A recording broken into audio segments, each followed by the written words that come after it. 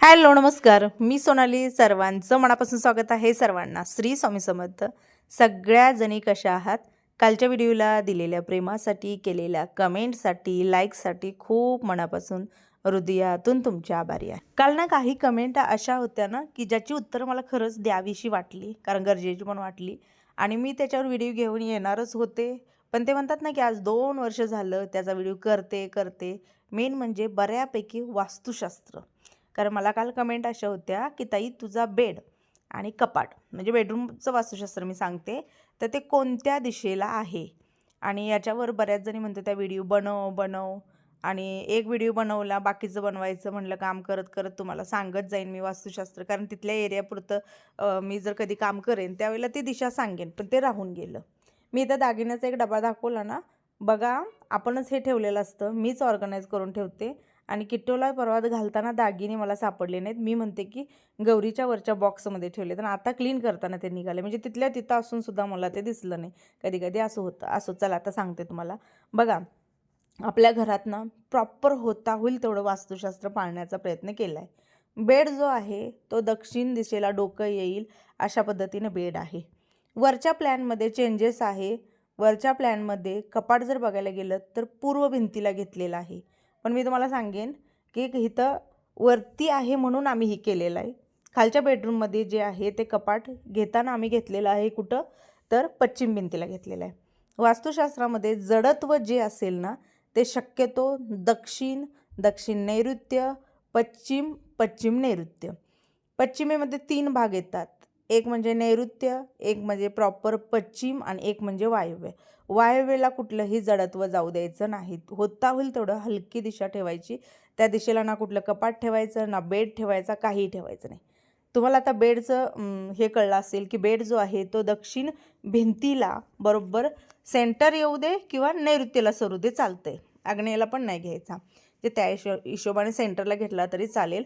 झोपताना कधी पण आपलं डोकं जे आहे ते दक्षिणेकडे असावं, आपलं पाय जे आहे ते उत्तरेकडे असावं, उलटं कधीच झोपू नये. हे पण एक प्रॉपर महत्त्वाचं येतं.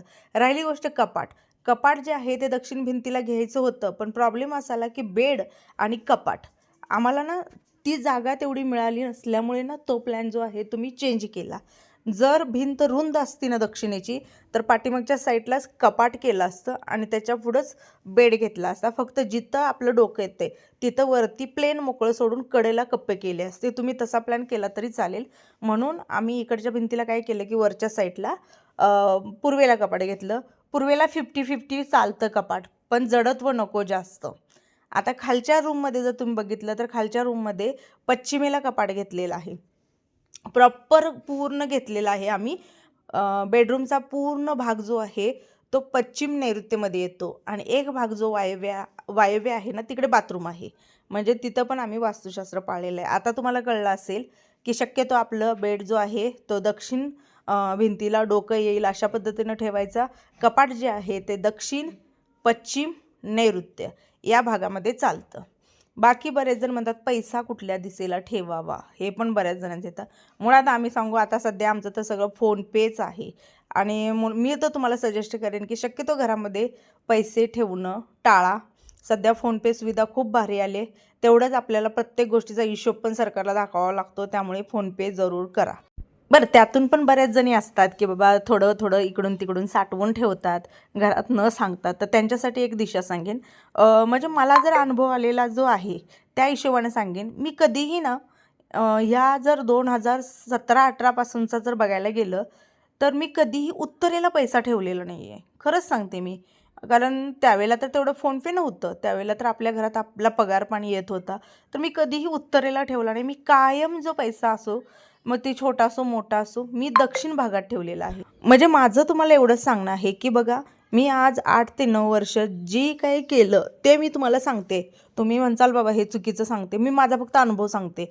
मी तुम्हाला काय असं सांगत नाही की बाबा हे परफेक्टच म्हणत नाही. तर मी या एवढ्या वर्षात ना 1 रुपया असू दे किंवा हजारानं पैसे असू दे, दक्षिण मध्य भाग जो आहे तो मी निवडलेला.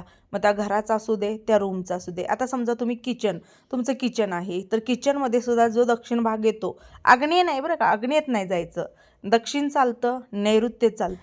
भले आज सगळं फोनपेवर असू दे, अगदी 10 रुपये फोनपेवर असू दे, पण तरी पण माझी जी ठरलेली दिशा होती, अगदी भाड्याच्या घरामध्ये पण तीच, स्वतःच्या त्या 2 खोल्याच्या घरामध्ये सुद्धा तीच, आणि यासुद्धा घरामध्ये तीच दिशा माझी ठरलेली आहे. तिकडं मी एक 400-500 रुपये ठेवूनच देते, ते वापरो न वापरो, पण मी माझा नियम जो आहे तो चालूच ठेवलेला आहे. असो, आता दुसरी गोष्ट जिन्याबद्दल एक तुम्हाला थोडंफार वास्तुशास्त्र देईन, की जिना जो आहे तो शक्यतो जडत्व ज्या दिशेला चालतं तिकडंच घ्यावा म्हणलं जातं.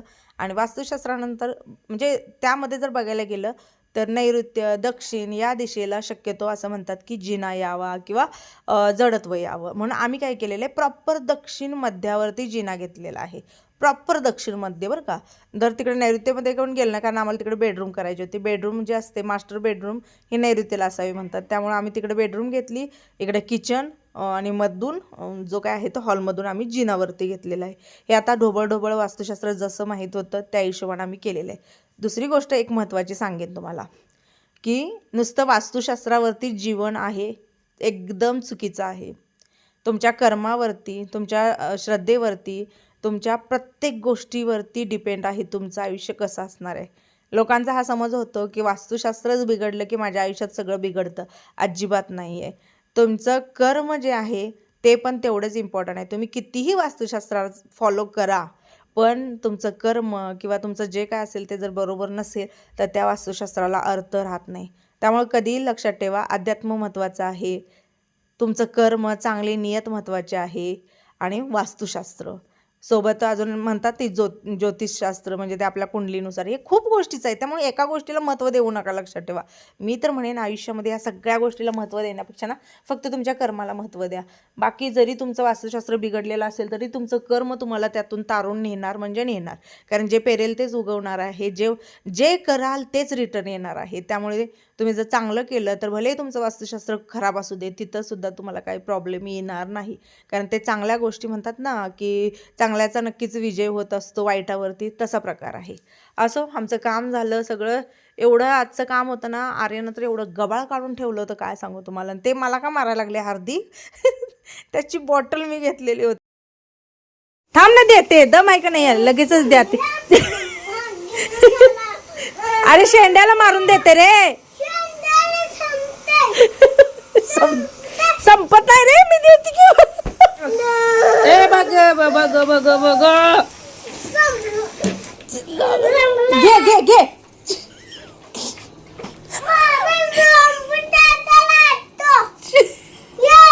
बघा कसं आहे सगळं हिरवं. एकाला कुठं घालते, इकडे घाल, ह्याला घाल, ह्याला घाल, इकडे इथं उभारून घाल, इथं उभारून घाल, ब्लाऊज कडे येते, इथं उभारून घाल. हा कळतंय की, नीट सांगायचं, वरडून आडून पोराला सांगत्या.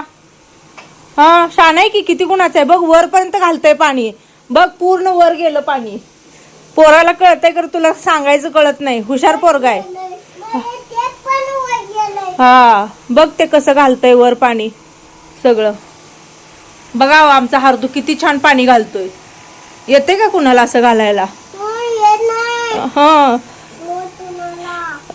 इकडून घाल, तिकडे जा, इकडे येते, इकडे येते, इकडे येते, ब्लाऊज कडे येते, ब्लाऊज आहेत, ब्लाऊज आहेत. हा गोल फिरून घाला सगळीकडे, तिकडच्या झाडावर घाला आता. हा वरनं घालायचं, वर घाला, वर घाला. हा झाडांना आंघोळ घातली होय ना आपण. बघा किती फ्रेश मस्त झाली. हे बघ इथं राहिलंय, इथं राहिलंय, जरा घाल इकडे, बघ वर घाल, असं असं असं असं. हा बघ ती घाण निघून पडायला लागल्या. हा थोडस दे इकडं वर, सोड जरा, सोड सोड सोड. देणार की, थांब ना, वरची घाण कोण काढायचं, वरची घाण कोण काढायचं. तर sir sir sir sir sir, सगळे माते आहे बघ, पोर्च मध्ये धुळा येतोय रे. हे बघ, हा हा थांब थांब थांब थांब थांब, नाही मी देते भरून आणि तुला.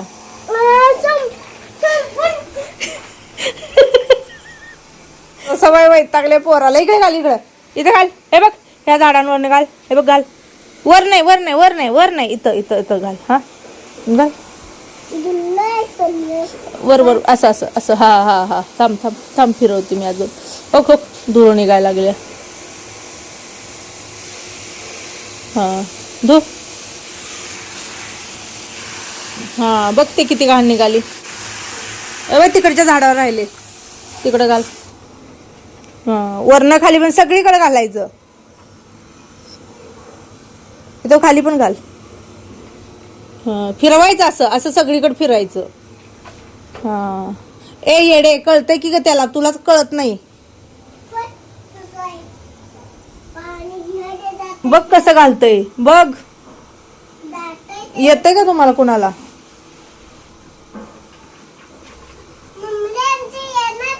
हा तसलं काय येत नाही मम्मीला तुझ्या. किती मस्त नाही.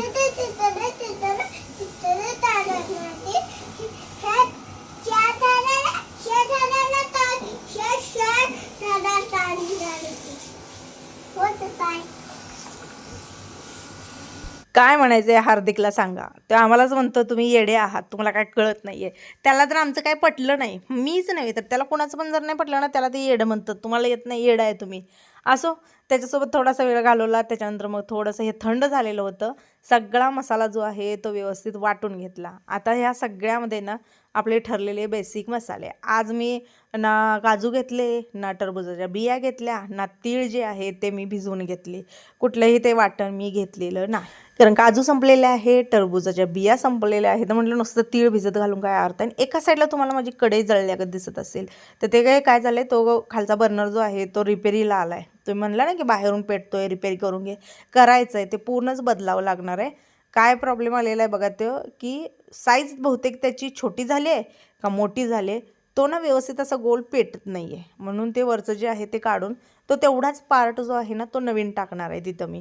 त्याचाच वापर भरपूर प्रमाणात माझा होतो, बाकीचे सगळे व्यवस्थित आहेत, तो एकच तेवढा बिघड. असो सोमवारच्या सुट्टीमध्ये ना मी ते बदलणार आहे, तुम्हाला दाखवेन मी कशा पद्धतीने बदलला ते. आणि हे एकाच लेवलमध्ये झाले.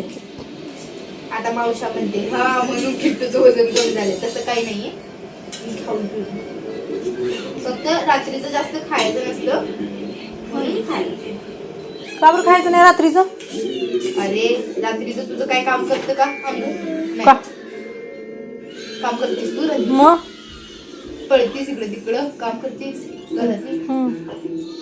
तुझं हालचालीत नसते, अंग पडून असते झोपताना. मग ती पचनक्रिया फास्ट होत नसते. मग जास्त गिळलंस कधी म्हणजे खाल्लंस जास्त खाल्लंस कधी ते पचन करायला अवघड जातं. नुसतं भात खायचं का? उद्यापासून भातच नाही करत. मग बाकीचं मग खाल्ल्यानंतर पण आहे ना वजन मेंटेन राहतं आणि पचतं. वरण भातच केल्यानं पचतं बाई. सकाळचं जेवण राजासारखं, दुपारचं मंत्रासारखं आणि रात्रीचं गरीबासारखं. आणि तू सकाळचं जेवण भिकाऱ्यासारखं करतीस तू. करतोय बाळ. तर जेवणामध्ये आज ना दादाने येता येता लच्छा आणलेला होता. कधीतरी होतं त्यांची इच्छा, आर्यनला वगैरे आवडतो त्यामुळे मग कधीतरी आणला जातो. तर लच्छा होता, भाजी होती, भात आणि वरण. असो हा दिवस आहे, दुसरा दिवस पुन्हा आणि माझ्या ड्युटीला सुरुवात झालेली आहे.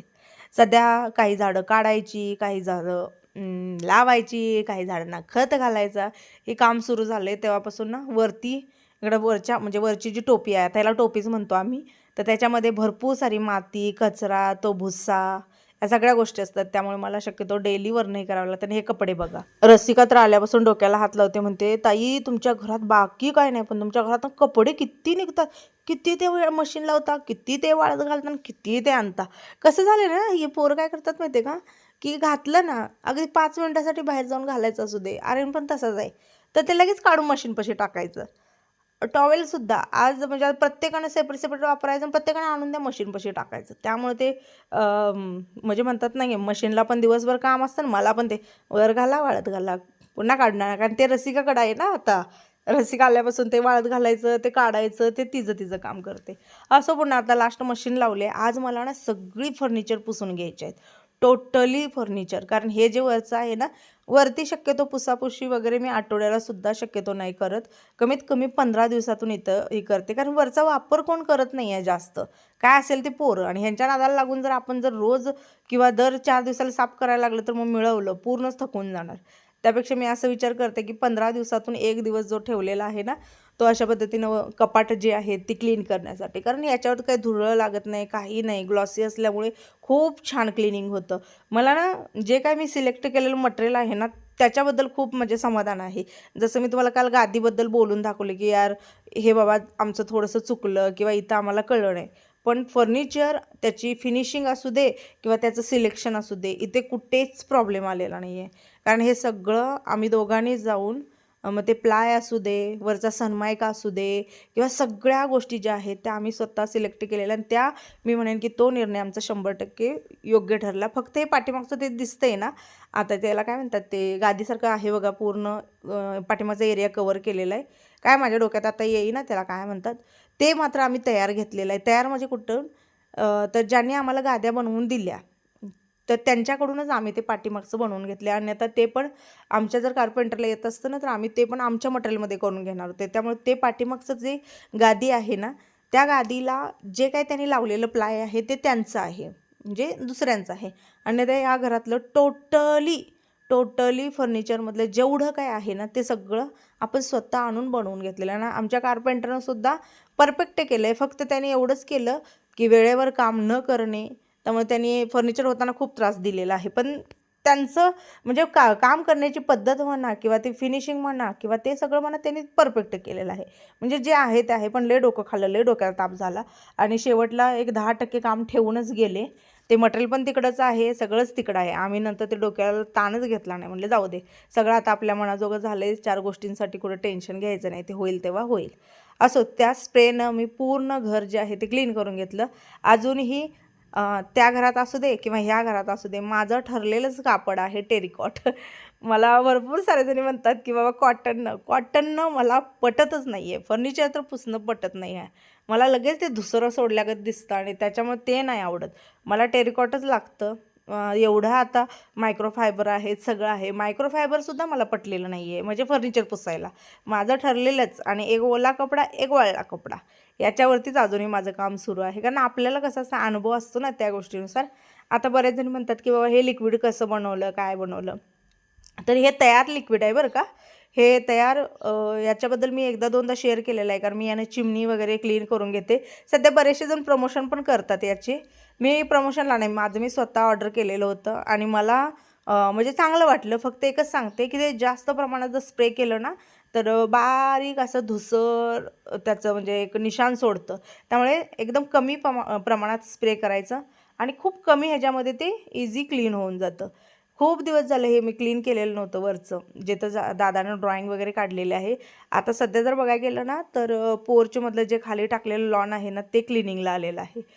त्याला जवळजवळ आता टाकून 1.5-2 वर्ष झाली. ते एकदा काढावं लागतं, स्वच्छ धुवावं लागतं, आणि त्याच्यामध्ये कितीही तुम्ही व्हॅक्यूम करा, आतमध्ये ना तेवढीच धूळ जी आहे ती पकडलेली असते. असो, असा गेला माझा 2 दिवसाचा जो काळ आहे तो पूर्णपणे घर आवरण्यात, क्लिनिंग, सगळं पुसण्यात. ते केलं की आता 15 दिवस तरी मला डीपचं काही टेन्शन नाही. किट्टू आलेली होती, म्हणली मम्मी माझ्या डोक्याला तेल लाव, मला खूप म्हणजे डोकं पण दुखायला लागले. आणि शनिवारचा दिवस होता. मी असा विचार केला की बाबा शनिवारचं आज तेल लावलं तर निवांत ते आंघोळ करेल, म्हणजे केस पण व्यवस्थित वाळतील आणि तेल पण बऱ्यापैकी मुरेल, काही गडबड नाही आहे. आणि जरी आज तसंच ठेवलं तर रविवारच्या दिवशीसुद्धा ती सकाळी लवकर उठून धुवून, कारण छोटी केस आहेत त्यामुळे वाळली जातील, त्यामुळे व्यवस्थित तिला मालिश वगैरे केली. आता राहिलेला आहे आरू, त्याला बघूया उद्या. चला, मी या व्हिडिओचा इथं सेंड करते. आवडला तर लाईक करा. मनापासून आभारी. सर्वांना श्री स्वामी समर्थ.